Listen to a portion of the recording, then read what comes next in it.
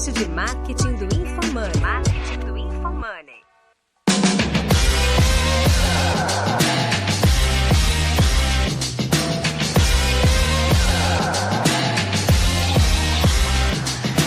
Sou o @João Vitor e minha expectativa para esse podcast é entender como que uma marca tradicional, numa indústria tradicional, tem se adaptado ao mundo cada vez mais digital. Eu sou @Guilherme_Lippert. Minha expectativa é aprender o que a gente pode ver na indústria para otimizar também muito os varejos que a gente atende aqui na V4. Legal. Eu sou o @FernandoMiranda777. Minha curiosidade, na real, é sobre as campanhas de Páscoa que vocês fazem, que eu sei que boa parte do faturamento de vocês é da Páscoa, e para mim isso é quase como se fosse uma campanha de lançamento. Como que vocês preparam, como que vocês aquecem as pessoas para todo mundo ficar querendo o produto de vocês na Páscoa, como eu fico. Que é @DenerLippert, e a minha expectativa é saber como que a Renata foi de 40 para 1,5 bilhões, 40 milhões para 1,5 bilhões, vendendo chocolate, e como que faz para manter o shape nessa indústria aí, porque é difícil.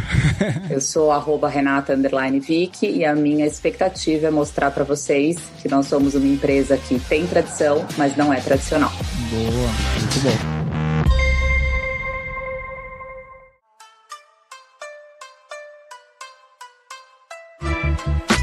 Neste episódio de Roy Hunters, conversamos com Renata Vick, que é CEO do Grupo CRM, dentora das redes Copenhague e Chocolates Brasil Cacau. Descubra como Renata cresceu o faturamento anual da empresa de 38 milhões ano para 1,5 bilhões de reais, inovando constantemente as linhas de produtos, varejo digital e como implementou a cultura de growth no Grupo CRM. Ouça agora no Roy Hunters.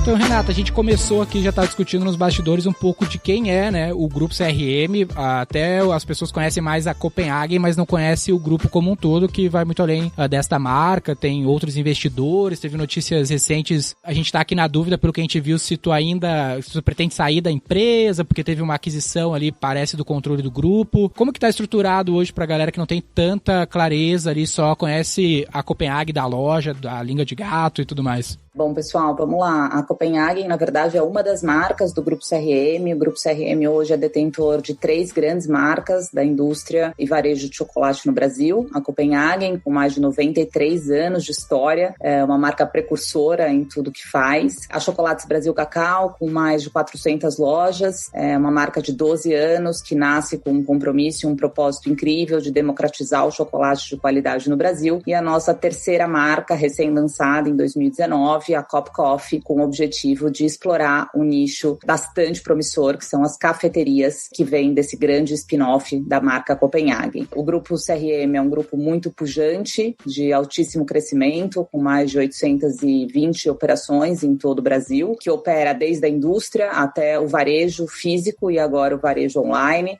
A Advan, um dos mais respeitados fundos de private equity, firmou uma grande parceria com o grupo CRM e comigo no final de 2020. Nós estamos trabalhando de forma realmente muito sinérgica, maximizando muito o nosso expertise e com muita musculatura para crescer. Não há nenhum plano para que eu saia da companhia, muito pelo contrário, estou super comprada com o projeto, continuo como sócia do Grupo CRM e CEO da empresa e muito animada com as nossas audaciosas metas de crescimento. Eu tenho uma dúvida pessoal que eu queria te fazer, Renata, porque tu já está há bastante tempo, várias conquistas, né? A empresa cresceu bastante agressiva ao longo desses anos, top de mercado e tudo mais. Minha questão é como que tu te mantém se sentindo desafiada. Tu acaba de dizer pra nós que o teu plano é se manter na organização. Como é que tu não fica meio cotidiano, as coisas não vão ficando meio chatas? Imagino que sim, tu deve fazer alguma coisa para as coisas se sentir desafiada para continuar pensando em ouvir algumas matérias falando que pretende dobrar o faturamento da organização e tudo mais. Não enche o saco, você não tá a fim de fazer outra coisa?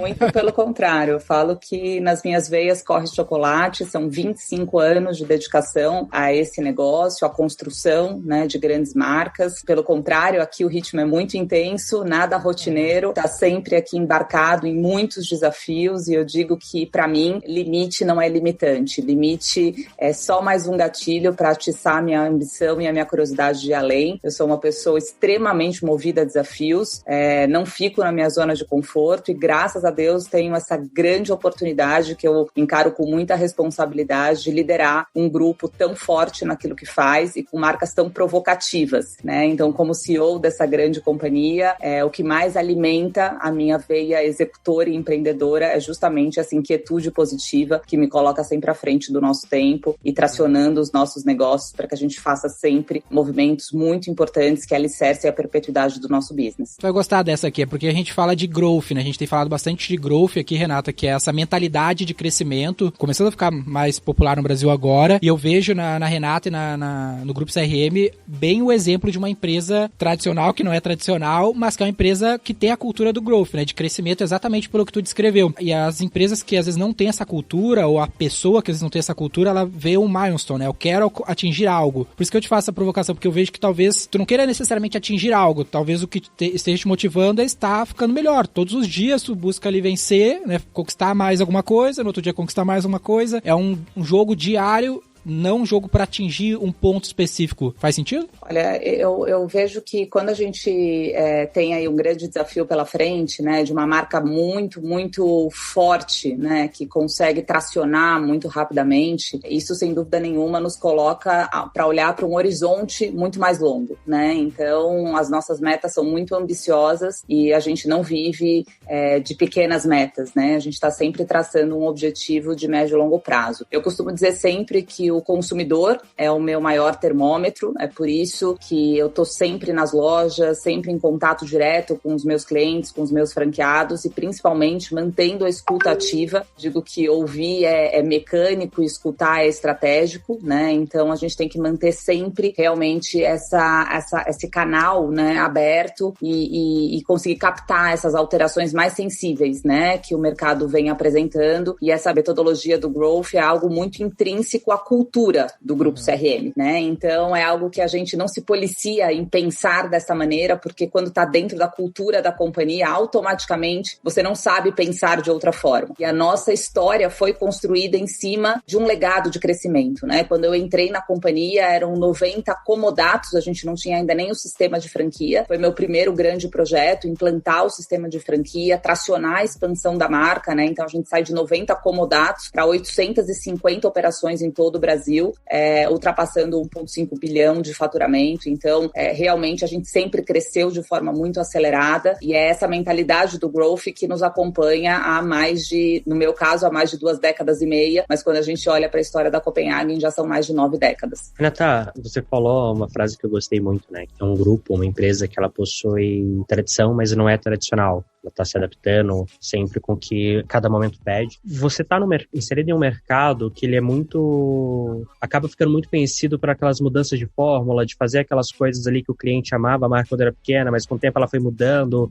Isso impacta de uma forma o branding por um lado, mas isso tem as mudanças que são mais movidas por finanças, algumas mudanças que são mais movidas por posicionamento. Eu consigo lembrar de um exemplo muito legal nos Estados Unidos, que é a Seascanning, que eles se orgulham de nunca terem mudado a fórmula, mesmo gastando mais do que para competidor. Como que você lida com essa necessidade de equilibrar as mudanças movimentadas por business versus mudanças movimentadas por posicionamento, cara, porque os novos consumidores pedem aquilo, versus manter a história, porque assim, 90 anos de mercado. Tem gente que é fã desde criancinha e que hoje tem seus, 40, 50, 60, 70 anos ou mais, e você não pode desapontar essas pessoas, porque se mudar muito elas não vão comprar, isso acaba sendo ruim, mas ao mesmo tempo talvez alguém novo não queira, né, e fica que nem a Gap, fica a marca que o pai gostava, eu não vou pegar, eu não quero que pensem que eu sou que nem meu pai. Como que equilibra isso? Perfeito, João. Adorei a tua pergunta, porque isso traduz muito do mantra que eu carrego aqui, né? Eu digo que nós temos o papel, como precursores que somos, de trazer novidade, mas, ao mesmo tempo, ser extremamente guardião do que nos trouxe até aqui, né? E o consumidor Copenhagen está sempre no centro da estratégia. Então, eu digo que o nosso mantra aqui é traga novidades, mas não mexa na minha benta, né? Então, os clássicos seguem a mesma formulação desde a época do seu Davi e Dona Ana Copenhagen, fundadores da Copenhagen, em 1928. Para você ter uma ideia da seriedade desse tema que você abordou, qualidade, hoje, aqui dentro do Grupo CRM, ela é um valor, ela faz parte do nosso hall de valores que alicerça a nossa cultura, né? E qualidade pra gente é manter o que o consumidor tem de elo emocional com a marca, né? Então, hoje você encontra uma formulação de inhabenta, de língua de gato, de cherry brand, dos principais clássicos da Copenhagen, sem sem nenhuma alteração em processo, em formulação, porque realmente é algo que a gente sabe que traz a Copenhagen para um patamar de marca completamente diferente. Então, é algo imutável. A gente fala que é a nossa receita Coca-Cola, né? A gente guarda as 7 chaves e, de fato, os produtos são produzidos com o mesmo esmero, com o mesmo carinho, com a mesma formulação, e não se entra em pauta de discussão qualquer tipo de alteração nos clássicos. Mas, ao mesmo tempo, eu brinco que nós somos uma senhora startup de 90 anos, porque 15% do nosso faturamento vem de inovação. E quando eu digo inovação, não é só inovação em produto, mas é a inovação na disrupção do mercado. Então, por exemplo, como que Copenhagen, né, é uma marca extremamente indulgente, extremamente presenteável. A gente atua muito no setor de presentes, né? A Copenhagen não é vista só como uma marca de chocolate, uma indústria de chocolate, mas sim uma marca muito presenteável, com representatividade de grandes campanhas sazonais, como Páscoa, Natal, Dia das Mães, Dia dos Namorados, onde a gente compete, inclusive, com outros segmentos, né? A gente compete com tecnologia, com moda, com eletrônicos, enfim. Então, como que a gente faz, né, para trazer categorias novas que permeiem outros momentos da jornada do consumidor? Um exemplo disso foi a entrada dos cafés nas lojas Copenhagen, que hoje já representa mais de 25% do nosso faturamento. Então, é uma disrupção na forma como você gera uma experiência para o consumidor no ponto de venda. E uma recente inovação bastante significativa aqui foi o lançamento, em 2019, da linha Soulude, que é uma plataforma de saudabilidade dentro de uma marca extremamente indulgente. Então, hoje a Copenhagen oferece o chocolate da rotina. Ao mesmo tempo que ela é vista como uma marca de presentes, ela está na rotina daqueles consumidores, incluindo aqueles que não podem consumir chocolate porque são celíacos, diabéticos ou fazem qualquer tipo de dieta de restrição de açúcar. E aí, dentro da proposta, né, de trazer um chocolate de rotina e sermos nós os precursores em trazer uma plataforma de saudabilidade dentro de uma marca que tem tradição e é vista como sinônimo de qualidade, a indulgência não ficou de lado. Então, a nossa proposta foi como trazer um chocolate verdadeiramente gostoso e indulgente, com sabor de Copenhagen, porém adaptado a uma nova tendência de mercado, que é uma busca por um lifestyle mais saudável. Então, são essas movimentações que fazem da Copenhagen uma marca que traz criações e não lançamentos, né? Então, a gente tem um pipeline de lançamentos, mas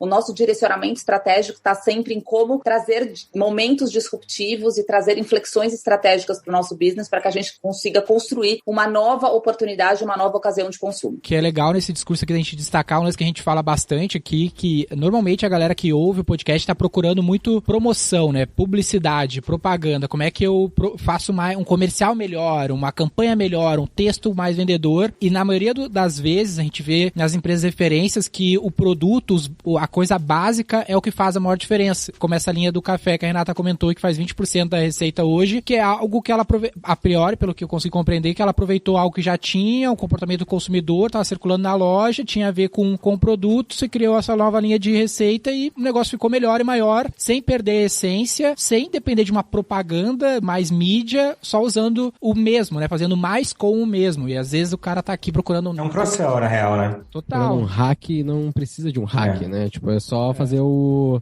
relativamente básico, mas bem feito. Porque a gente vai falar bastante aqui com a Renata sobre os canais e tudo mais, como ela geriu bem esse aspecto, mas o produto sempre é a chave, né? Ele só funcionou bem nos canais anyway, qual for, porque lá atrás se criou bons produtos, que respeitam o consumidor e tudo mais. Eu vou trazer um contraponto, pessoal. Eu acho que aqui tem uma reflexão super importante. Sem dúvida nenhuma, né, uma marca que tem como propósito trazer produtos que atendam, inclusive antecipem a necessidade dos seus consumidores, ela tem uma grande vantagem competitiva, isso não há dúvida. Né? O principal ativo da marca é aquilo que faz com que ela se conecte de forma única e proprietária, com um propósito muito claro com o seu consumidor. Mas eu diria que, de verdade, o grande ponto de sucesso de Copenhagen e que a blinda, inclusive, da concorrência é justamente o que vai além do produto, né? Então, quando você consome um chocolate Copenhagen, você não está só consumindo um chocolate de altíssima qualidade. Você está consumindo uma marca que te proporciona um momento de elo emocional com você ou com quem você gosta, né? Então, essa é a principal, esse é o principal asset de Copenhagen, né? Como ela consegue ir além de uma venda transacional, né? Ela não vende chocolate, ela vende um passaporte para que você se conecte com as suas emoções, para que você consiga, seja num momento de autoindulgência, seja num momento de presentear, seja num momento de um café dentro de uma experiência em loja, você tá ali buscando uma oportunidade de se conectar, né, com as suas emoções, com aquilo que o chocolate, o café papel presente da Copenhagen representa na história de milhares e milhares de brasileiros. Já são mais de 3 gerações consumindo chocolates Copenhagen. Então é muito importante, né, quem está nos ouvindo aqui, não é só você ter um excelente produto, isso é premissa básica. O consumidor já não compra mais um produto que não seja o melhor, né? Então isso já virou um pouco a lição de casa a ser feita por todos. Mas qual é o seu diferencial? Qual é a sua conexão genuína com o seu propósito e como isso te diferencia, de fato, das outras opções que o mercado oferece? Como que você faz para criar essa conexão de fato, assim? Tipo, eu sei que vocês fazem bastante propaganda em TV, e são propagandas bem emocionais. Não que assim, ó, eu tenho o melhor chocolate, compro o meu chocolate, né? Você fala muito de momentos e tudo mais para criar essa conexão. Mas, de fato, o que você, quando você tá pensando assim, cara, como que eu vou criar essa conexão com o meu cliente? Como é que eu vou traduzir mais que um chocolate, criar emoções, conexão dele com ele mesmo, com os momentos que ele tá vivendo? O que você faz de prático para fazer isso? Porque eu sou uma pessoa que eu sou muito da vendedor, venda one-on-one ali, né? Então tem acho muito legal quando a gente consegue criar essa conexão, mas eu realmente não sei fazer. Aí é que tá o ponto, né? Propósito não é algo que você replica e você consegue ter uma fórmula de como você faz. O propósito é a revelação da sua verdade, né? A marca nasceu dessa maneira, né? Ela faz a leitura genuína do que acontece de fato quando Copenhagen está presente na vida das pessoas. Não é a propaganda que faz isso, é o branding da marca, né? Então lá atrás, em 1928, quando a dona Ana e o seu Davi Copenhagen trouxeram o chocolate do Brasil, o chocolate Copenhagen para o Brasil e foram vender esses primeiros chocolates ali no centro de São Paulo, eles começaram a fazer parte da vida das pessoas. E as pessoas usavam Copenhagen para presentear em seus casamentos, para fazer momentos marcantes, né, da vida, casamentos, formaturas, momentos realmente únicos. E isso traz uma verdade da marca. Por isso que um concorrente não consegue copiar. Entendi, é impossível de copiar, né? Porque... É o seu propósito, é a sua história. Ou a história faz parte do sabor da marca já. Não é nem, putz, esse aqui, cara, não, eu gosto mais desse porque desse tá na minha história. Lembra da minha infância. Eu falo que um teste muito legal, até para quem tá assistindo aqui, ouvindo o nosso podcast, você faz essa experiência, você que tá ouvindo aí. Comenta com algum amigo seu, com algum colega, que você ouviu um podcast sobre Copenhagen e automaticamente diria para você, talvez que 8 entre 10 pessoas vão te contar uma história de Copenhagen. Nossa, Copenhagen, nossa, a língua de gato, quando eu era criança, era maravilhoso, eu ganhava da minha tia, nossa, eu fui pedida em casamento, meu namorado. Então, a Copenhagen, ela faz parte da vida das pessoas construindo histórias. E o nosso compromisso é olhar para os próximos 90 anos da marca e continuar escrevendo histórias. Então, como que a gente tá no dia a dia das novas crianças, como que a gente tá no dia a dia dessas pessoas que hoje buscam um lifestyle mais saudável, como que a gente faz essas pessoas estarem na nossa loja não só para consumir chocolate, mas para tomar um café e construir mais momentos dentro da nossa jornada. Então, o nosso compromisso é replicar de maneira muito mais atual, né, o que aconteceu nesses 90 anos já vividos de Copenhagen. Pra quem não tem 90 anos de história, pra quem não tem toda esse que conseguiu construir isso, né, ao longo do tempo, tu acredita que tem alguma dica, alguma experiência? Por exemplo, a V4 aqui, a gente tem... Sobreviva a 90 anos. Tudo bem, sobreviver a 90 anos é importante, com certeza. Mas, tipo assim, a V4 a gente tem 9 anos aqui de empresa, 10 anos, 10% do que vocês têm. O que a gente ou outras empresas que estão nessa situação podem aprender com isso e construir a sua, sabe? Eu sinto que aqui na V4 a nossa pegada, assim, de vender, marketing, só é marketing quando vende e tal, eu sinto que isso pode ser um pouco da nossa verdade, mas, tipo, como o empresário pode descobrir a sua, descobrir o seu? Que dica tu teria pra isso? Até só pra completar aqui, eu acredito que pelo que ela trouxe, o tempo é só uma das questões, né, da história, mas deve ter 1 milhão de... É que nem criar um filho, são 1 milhão de fatores que constroem aquela personalidade ali, não é um único fator, não é só o tempo, né, Renato? O ponto que eu trago aqui, pessoal, não é o tempo, tá? O tempo, desde o dia 1, a gente constrói a história, a gente tá presente, a gente tem uma conexão emocional, porque o nosso produto vai além do produto físico, né?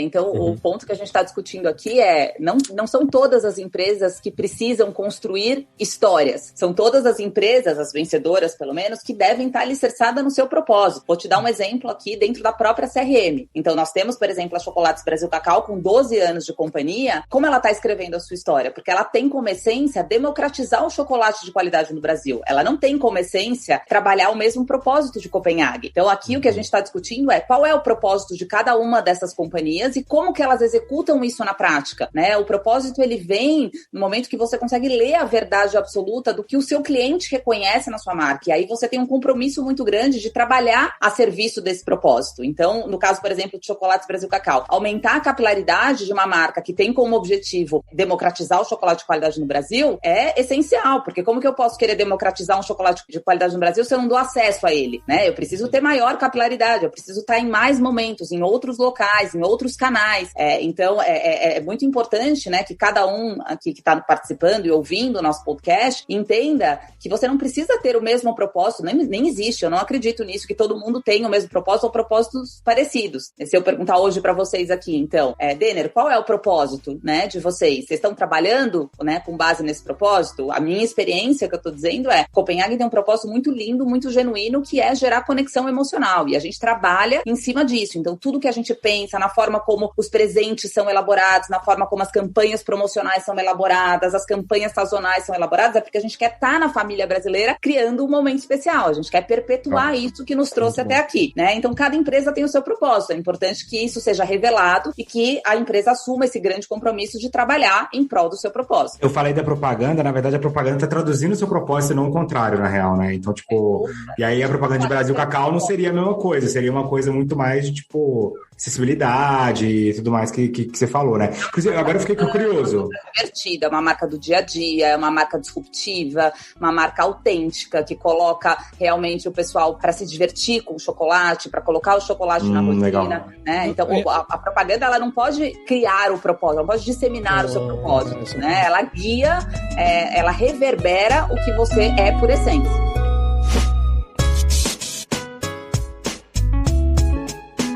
Copenhagen, né, e as outras marcas, elas acabam atuando com muitos canais de venda diferente, não só de mídia, mas, por exemplo, você tem as franquias, você tem o trade, né, com supermercado, você tem o DTC, que é o próprio site de vocês que dá pra comprar, e sempre que eu me encontro com uma empresa assim, o grande desafio que eles falam é, cara, todos os canais são importantes, preciso ajudar esses canais a vender, eu preciso vender no meu próximo canal, mas eu não posso gerar franquia, eu não posso gerar conflito, né, com os meus parceiros. Como é que vocês lidam com isso, principalmente nesse cenário em que, cara, se você não fortalecer seu DTC nesse momento, provavelmente você vai sofrer muito porque o físico ali, ele tá limitado no funcionamento, né? Como que balanceia isso, tanto das ações de marketing como um todo, na hora que eu escolho, cara, vou colocar a força direcionando pra onde, até no dia a dia de relacionamento com esses parceiros. João, o ponto que a gente sempre traz aqui como reflexão é que os meios, né, devem atender o anseio do nosso consumidor final. Então, se o consumidor final hoje busca a conveniência do digital, né, ele quer comprar no digital, eu preciso estar no digital. Se ele quer ter uma experiência em loja física, eu preciso ter maior capilaridade no meu parque de lojas físicas. Se ele quer receber um chocolate em 20 minutos, eu tenho que estar presente nos apps de delivery, né? Então, a gente trabalha, na verdade, mantendo o consumidor no centro da estratégia e entendendo como que a gente consegue, né, permeá-lo com todos esses canais, né? Seja um app, seja um e-commerce, seja uma loja física, seja um delivery. E aí, a gente administra, né, como que esses canais não se canibalizam. No nosso caso, especificamente, a gente foi muito, muito inovador e trouxe toda a integração omnichannel. Então, todos os canais se comunicam com a loja física. Quem faz o last mile da nossa operação é o nosso franqueado. Então, para eles, é uma receita adicional de vendas, né? É algo bastante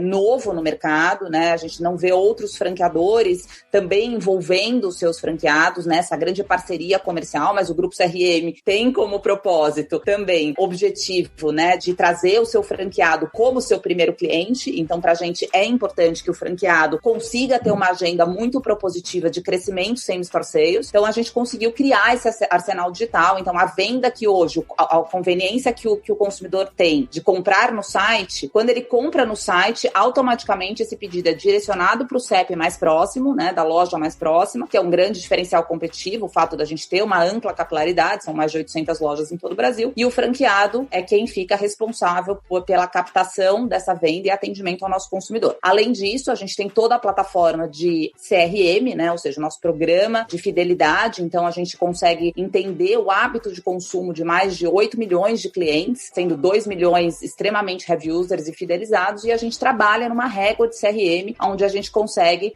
mostrar para esse consumidor toda a rotina, toda a jornada que ele tem, seja no ponto de venda físico como nos canais digitais, tá? Então, hoje não há conflito entre canais, porque a gente consegue realmente propiciar uma jornada omnichannel. E Renata, e lá atrás, por que tu falou que foi um dos primeiros projetos que tu liderou na tua jornada aí no Grupo CRM, por que vocês escolheram expandir pela franquia, pelas lojas próprias e talvez não pelo atacado? Tu falou que tinha um outro canal principal, imagino que hoje ele não seja relevante, como é que... Tá, hoje imagino que as lojas próprias sejam o principal canal, né? Até para complementar, que eu ia perguntar, eu vi que agora vocês já estão fazendo bastante tráfego pago, assim, né? E as campanhas antigamente eram muito focadas em branding, né? E o tráfego pago já focado na conversão. Quanto que vocês estão levando de budget, do que você puder revelar, de TV, de mídia tradicional, você está colocando em Facebook, Instagram, Google hoje, para venda direta, assim, ir direto para venda direta? Bom, vamos lá. Primeiro respondendo sobre o porquê a gente ter escolhido franquias como nosso canal principal, porque nós entendemos que a experiência de loja é fundamental. A nossa marca, ela tem um status de marca. Você não compra chocolate Copenhagen como você compra um chocolate Nestlé no supermercado. Isso já era assim quando tu começou o negócio de lojas próprias e franquia? Já tinha esse status ou era algo que tu queria criar com as lojas? Não, a Copenhagen sempre foi uma marca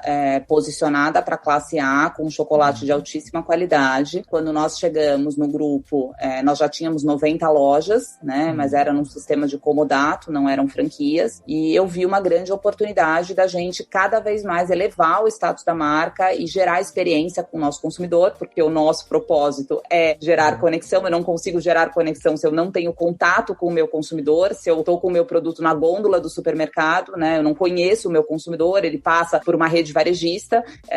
Então, o nosso objetivo era continuar tendo esse contato direto e propiciando experiências relevantes no nosso ponto de venda. Então, nós transformamos aqueles 90 comodatos em franquias, começamos a expandir, a crescer até o ponto que hoje temos mais de 800 franquias. O nosso principal canal não é lojas próprias, nós temos aproximadamente 60 lojas próprias e mais de 730 franquias. Então, o nosso principal canal são as lojas franqueadas. Os nossos investidores estão à frente da operação, então isso mais uma vez elucida a nossa estratégia de ter operadores muito presentes na operação, conhecendo os clientes, cuidando, né, cada um das suas operações. Então isso nos ajuda demais a cumprir realmente com essa nossa agenda de proximidade, presença e proximidade com o nosso consumidor final. Respondendo um pouco aqui a pergunta do Fernando, né, hoje sem dúvida nenhuma grande parte dos nossos investimentos em publicidade migraram para o canal online, né, pouco se faz offline.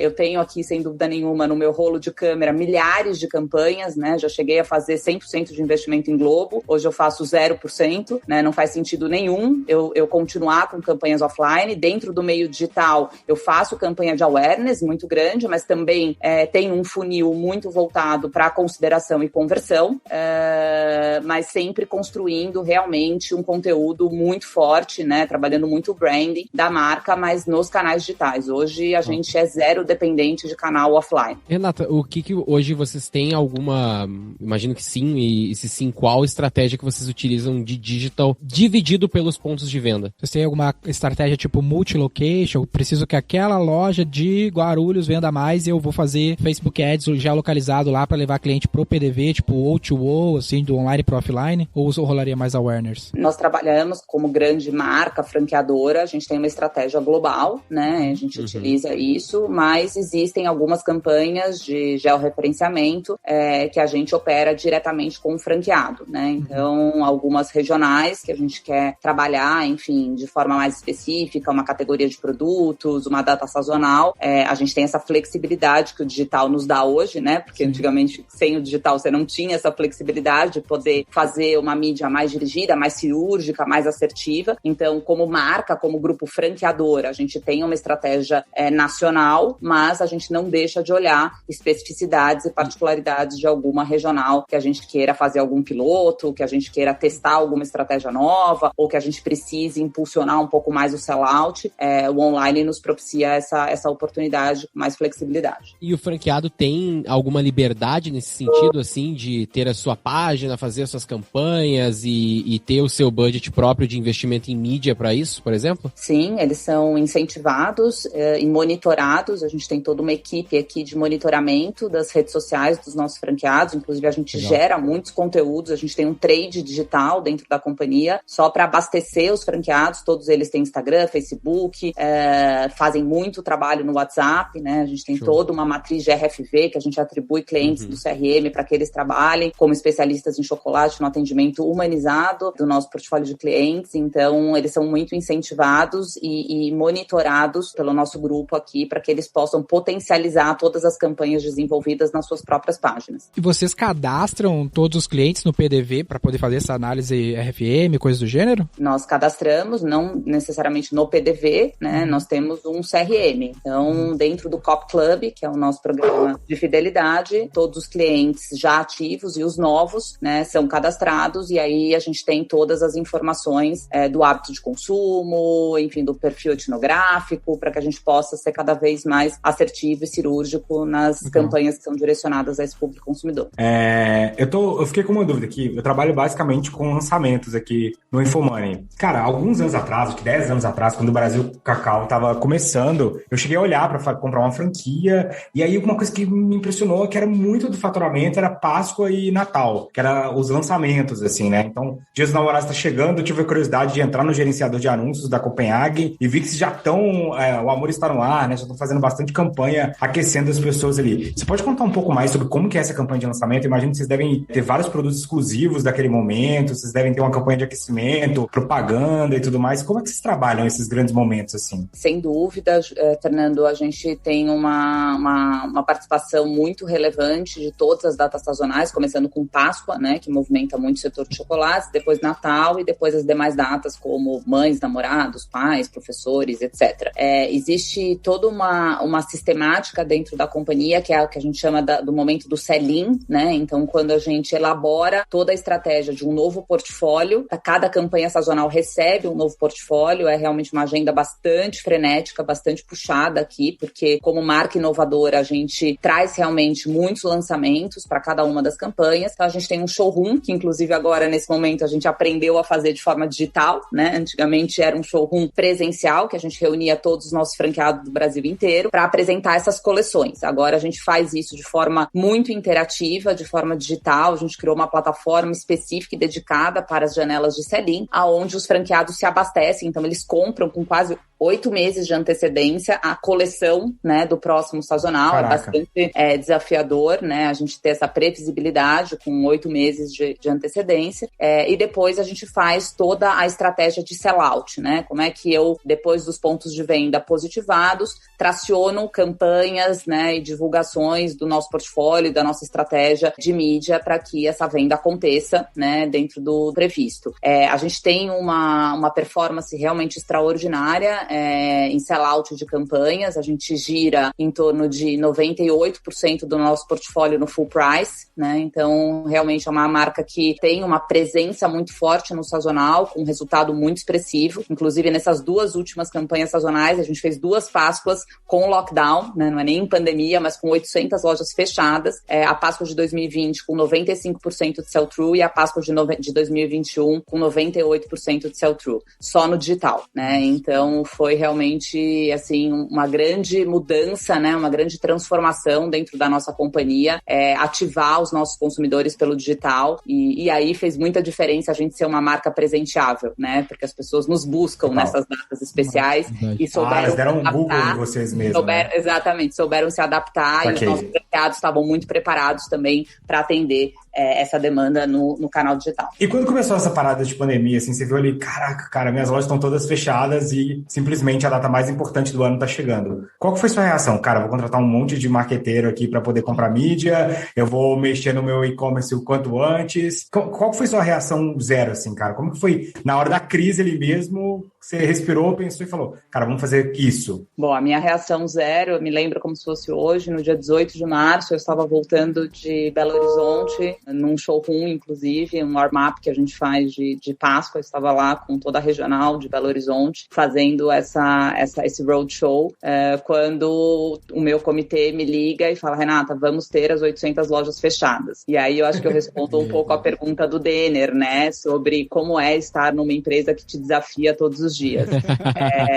E eu digo que desafio, acho que isso marcou muito a minha carreira como um todo, que para mim desafio nunca foi problema, né? Eu acho que quanto mais desafiador for, mais animada eu fico. E aí, automaticamente, a minha primeira ação foi implantar um comitê de crise, né? Então, a gente trabalhou com um time multidisciplinar, trouxe também uma grande consultoria para nos ajudar, Hartman House, a fazer toda a gestão, né, do comitê de contingência, para que a gente pudesse, ponto número 1, acelerar o digital, ponto número 0, antes do ponto número 1, estar perto, próximo e de forma muito transparente com todos os stakeholders da nossa companhia. Então, diria para você que 80% da minha agenda como CEO foi cuidar da cultura da minha organização, fazia 3 calls por semana com o conselho de franqueados, 1 call por semana com toda a rede, os mais de 700 investidores da marca, 2 vezes por semana, todos os reportes necessários e apoio para todos os nossos colaboradores. Meu primeiro pronunciamento para a rede, no dia 21 de março, a gente reagiu muito rápido já com um plano de contingência, de como a gente ia envolver os franqueados no digital, como que a gente ia criar essa jornada omnichannel e como que o comitê de crise ia assessorar todos eles para que eles estivessem capacitados para isso. Meu primeiro pronunciamento eu disse o seguinte: pessoal, a gente vai trabalhar sem previsibilidade e sem visibilidade. Se tem uma coisa que o Covid nos tirou, foi previsibilidade. A gente vai ter que planejar hoje o que a gente vai fazer amanhã e a gente vai ter que ser muito flexível, né? A gente vai ter que ter muito jogo de cintura aqui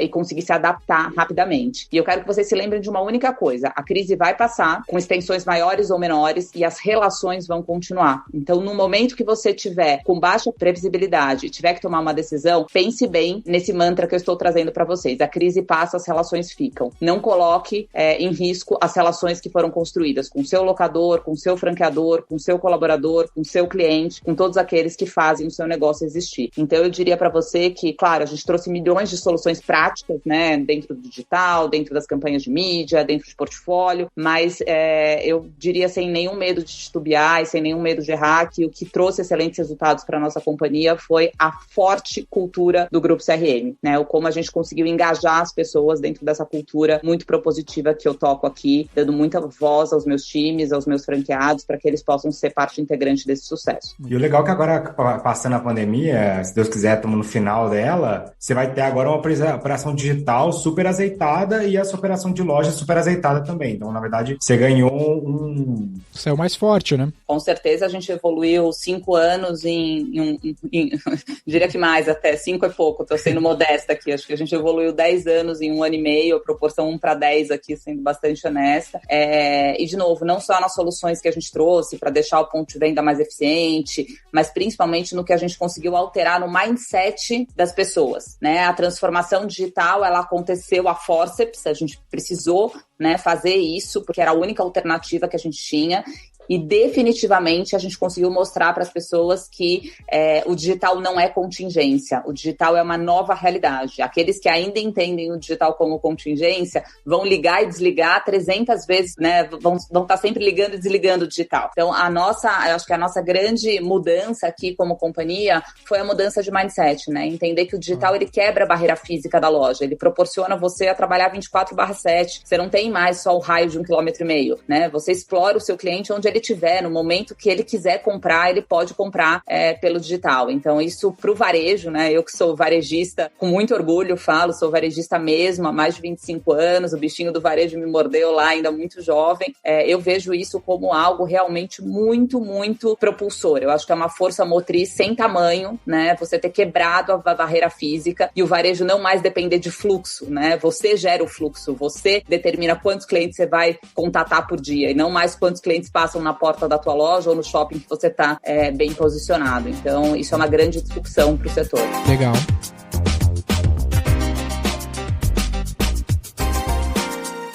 Eu acho que tu até trouxe uma definição legal para, imagino que seja, pelo menos a opinião de várias pessoas que a gente fala, do varejo físico, é que ele vai continuar, mas a graça do digital é expandir o alcance dele, né? A gente tem um cliente que ele falava para nós assim, eu quero crescer sem ter que investir mais em tijolos, né? Abrir mais lojas. E ele pensava que somente o e-commerce seria esse caminho. A gente falou, cara, a gente pode alcançar mais pessoas com as lojas que tu já tem, né? Ela não precisa ficar dependendo apenas das pessoas que circulam lá. É um pouco dessa tua visão, assim, talvez continuar expandindo as lojas físicas. Eu acho que nas tuas novas marcas tu segue abrindo lojas físicas. A gente viu, né, até um outro ponto aí que tu entrou no conselho da Arezzo. Eles estão aqui, são nosso vizinho fisicamente. O Maurício lá, que é o diretor de transformação digital, é bem próximo da gente aqui. A gente atende eles lá também. E eles têm essa cultura também, né, de loja física é importante pro processo. Ela não vai acabar, ela só vai se potencializar com o digital, né? Não não tenho a menor dúvida. A loja física, ela é extremamente importante para potencializar o digital, e o digital retroalimenta a loja física. Então, quanto mais você cresce, né, independente se você está olhando aqui, não é escolhas e renúncias, né? Você precisa do digital para crescer loja física, e você precisa de loja física para potencializar o digital, se você consegue ter uma jornada omnichannel, como é o nosso caso. Então, a gente vê um grande alicerce aqui, né, de já ter consolidado um parque de lojas físicas, e eles muito mais fortalecidos nesse momento com o advento do digital. E esse ponto que eu bati aqui brevemente sobre a tua entrada no conselho da Arezzo, a gente admira bastante a empresa, imagino que isso deva ter influenciado a tua decisão, mas a minha dúvida é a seguinte: a gente vê pelo teu breve discurso aqui que, né, a rotina é cheia de coisas, né, não tá sobrando muito espaço na agenda. Por que tu optou por participar do conselho, além de ser uma empresa, imagino que seja por ser uma empresa muito boa, também deve aprender muito com o time lá, mas como é que tu toma a decisão de fazer outras coisas que não são, às vezes, diretamente ligadas ao teu trabalho aí como executiva? Uma das coisas até que tem a ver com isso, que eu queria também, desde que eu pensei na pauta, eu pensei em te perguntar isso, que é essa jogada de até se expor publicamente. Que eu vejo que nos últimos anos tu tem assumido cada vez mais esse papel de se expor, né? Tem teu estudo de caso lá no Meu Sucesso, tá aqui conversando com a gente. Isso tem seus malefícios, ou tu enxerga um benefício, tem alguma coisa estratégica alinhada com as estratégias do grupo de tu também querer se expor mais publicamente? Bom, primeiro respondendo sobre a Arezzo, eu fiquei extremamente feliz e lisonjeada com o convite. Eu admiro muito a companhia, admiro muito os empreendedores que fizeram essa companhia ser o que ela é. Anderson e Alexandre Birman, para mim, são grandes referências. E eu estou muito feliz de estar compondo o Conselho de Administração e poder, nesse momento, enfim, ajudá-los também, né, a potencializar cada vez mais marcas incríveis, muito sinérgicas com toda a experiência que eu tenho, né, com propósitos incríveis, uma conexão maravilhosa com as consumidoras brasileiras. Então, para mim, é uma grande honra poder levar um pouco do meu conhecimento no mercado de franquias, no varejo, na gestão de marcas. Eu faço parte também não só do conselho, mas integro como membro do Comitê de Estratégia de Marcas, e tem sido realmente uma excelente oportunidade. Em relação ao tempo, né, eu brinco aqui, vocês estão me conhecendo agora, mas eu tenho uma fama, né, que as pessoas dizem que a Renata, ela consegue ser, se é que isso é possível, germanicamente britânica. Né? Eu sou dona de uma disciplina quase que militar, né? Eu acho que o esporte me proporciona muito isso, então meu dia começa todos os dias às 4h40 da manhã. Eu sou realmente muito, muito disciplinada em tudo que eu faço. Comecei a trabalhar com 16 anos de idade, né? Tudo que eu construí foi realmente mérito da minha disciplina, do meu esforço, da minha dedicação. E eu tenho um grande lema aqui que eu aprendi com meu pai, que é um dos meus grandes mentores, que ele diz assim: se você quer que uma coisa de verdade aconteça em profundidade, com qualidade, peça sempre para a pessoa mais ocupada. A pessoa mais ocupada é a pessoa mais disciplinada, que consegue absorver novas demandas. O desocupado nunca tem tempo para fazer nada.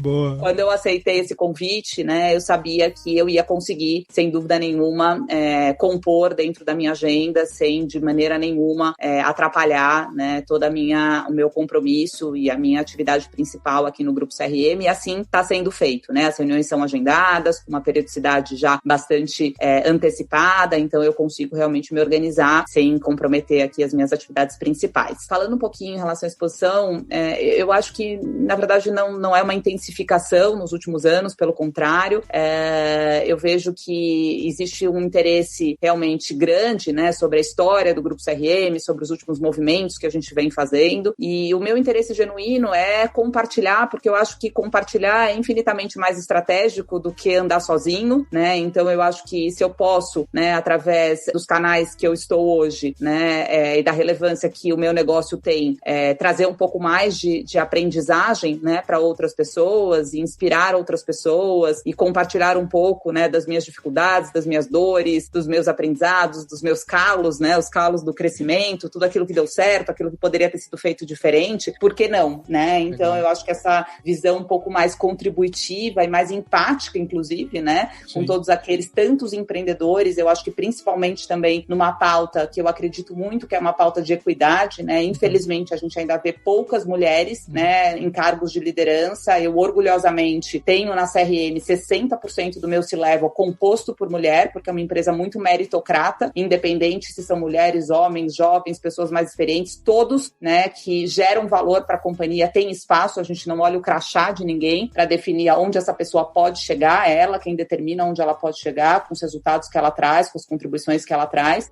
Então, eu acho que um pouco dessa pauta, né, que eu tenho tentado colocar um pouco mais na minha agenda, é difícil, é desafiador, mas, enfim, de me dedicar um pouco mais a algumas palestras, a estar em algumas pautas de imprensa, usando um pouco também no meu Instagram, para poder dar um pouco de mentoria e poder compartilhar um pouco de todos os meus aprendizados ao longo desses 25 anos de varejo. Como tu tem muita gente que atua nas tuas empresas, muito capilarizadas, tu não sente um efeito colateral, um benefício desse trabalho de aparecer, falar mais publicamente, até para comunicação interna, das pessoas até ficarem mais alinhadas? Eu te falo isso por nosso caso, a gente tem 145 franquias aqui, 700 pessoas que atuam nessas franquias, e recentemente a gente foi numa franquia lá no Mato Grosso, em Sinop, não sei se tem uma franquia tua lá. É um lugar que eu nem conhecia, nem sabia que existia. E a gente foi lá, é a nossa maior franquia lá, e era tudo igualzinho, as pessoas com os mesmos trejeitos, as mesmas formas de falar que a gente tem na nossa matriz aqui em Porto Alegre. E a gente nota que é pelo quê? Porque os caras consomem muito o nosso conteúdo digital, né, que a gente tá sempre ali produzindo, o cara vai pegando. Então isso acaba,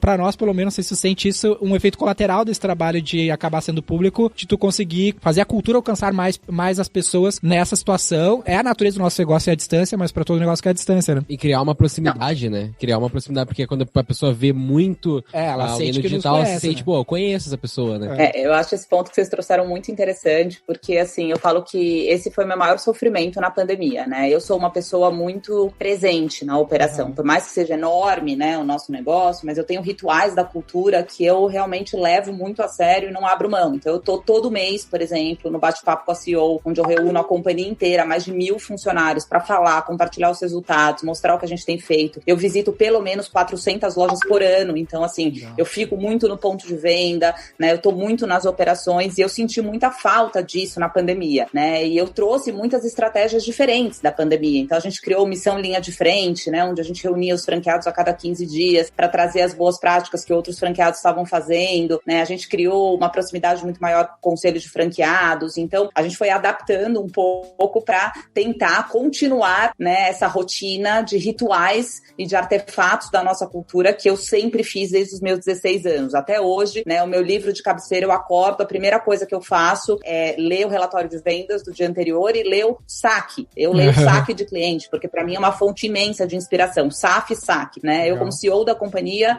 não começo o meu dia sem antes ler o relatório de saque e SAF do dia anterior e o relatório de vendas, né? Então, é a minha bíblia, é o meu livro de cabeceira, né? Visitar a loja, estar mais perto dos meus colaboradores. Então, a minha forma de liderança é uma liderança muito próxima aos meus diretos, né? Então, eu tenho uma agenda fixa, né, de reuniões, que eu chamo de reuniões de one-to-one, ou seja, com cada um dos meus diretos toda semana, com todos os meus diretores, né, que é o COMEX, o Comitê Executivo, também semanal, idas à fábrica todos os meses. Então, a minha rotina é de muita presença e proximidade. Com certeza, o digital também, né, nos ajuda a disseminar cada vez mais a cultura. A gente tem também os canais internos, né, as redes sociais internas, então o Cop Lovers e o CBC Lovers, onde a gente gera conteúdos, né, porque o meu Instagram é um Instagram aberto para todo mundo. Agora, o CBC Lovers e o Cop Lovers é um momento onde não só eu, mas todos os meus executivos podemos estar trazendo conteúdos específicos para funcionários de lojas e franqueados.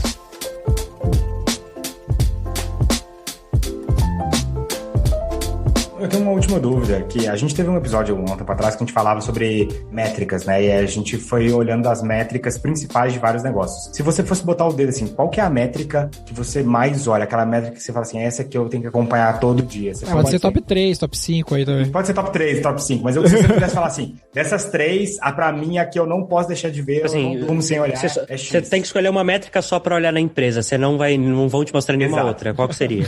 Vou escolher duas, uma na visão franqueada e uma na visão consumidora. NPS, né, na veia, ou seja, preciso entender como é que está o nível de satisfação e recomendação da minha marca, pensando no meu consumidor final, e que para mim o relatório de SAC/SAF para mim é importante, para a gente entender se tem ali algum ponto crítico para atuar. E uma métrica que poucos olham, mas que é muito importante, que é o crescimento same-store sales. Empresas muito pujantes, como é o Grupo CRM, crescem, mas muitas vezes crescem não só dentro da base same-store sales. Eu me preocupo muito em crescer a minha base de lojas. Então, a gente gente tem agendas propositivas de M&A, de novas marcas, de expansão muito grandes digital, mas eu tô sempre olhando vendas no critério as it is, no critério same-store sales, ou seja, as mesmas lojas estão crescendo ou não estão crescendo. Então, esse é um indicador que, para mim, é bastante relevante.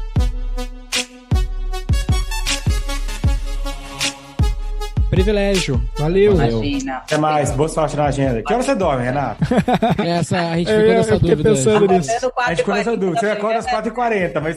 Acordando às 4h40. Não, eu durmo cedo. Sou atleta. Atleta tem que dormir cedo. Eu 10h30 já tô dormindo. Boa. Eu achei que mas tô você trabalhando até 9h30. 3 horas da manhã, você entrava numa banheira de chocolate e saía 4h40. Tem que dormir cedo, né? Eu faço 2 treinos antes de começar a trabalhar. Olha, esse é o segredo pra manter o shape 25 horas com chocolate. Esse negócio de ser atleta é coisa de CEO de bilhão, já percebi. A gente tem que resolver isso aí, Fernando. Lembrando que eu também sou empreendedora do mercado fitness, né? Enfim, tem isso? Como assim? A gente não pegou isso no podcast? Como assim? Agora tem que falar, tô gravando. Você aí. tem empreendimento no mercado fitness? Ela tem os estúdios, tipo as academias, né? Eu não sabia, essa eu não sabia, essa é nova. Empreendi em 2017, né? O Estúdio Soul Box, uma referência aqui em São Paulo. Enfim, eu pratico box, né? Uma das modalidades também lá do estúdio, spinning. Então, é isso. Eu começo meus dias lá, não como executiva, né? Eu tenho 2 sócios que ficam à frente da operação. Sou só sócio investidora e fundadora do conceito no Brasil, mas começo os meus dias lá, com certeza, me reenergizando. E às vezes termino também, viu? Em dias que eu faço o 3º treininho à noite, quando dá um tempinho aqui. Viu, Fernando? Se começar a correr, vai dobrar esse ROI aí, cara. Eu tô fazendo alguma coisa muito errada com o meu tempo, cara.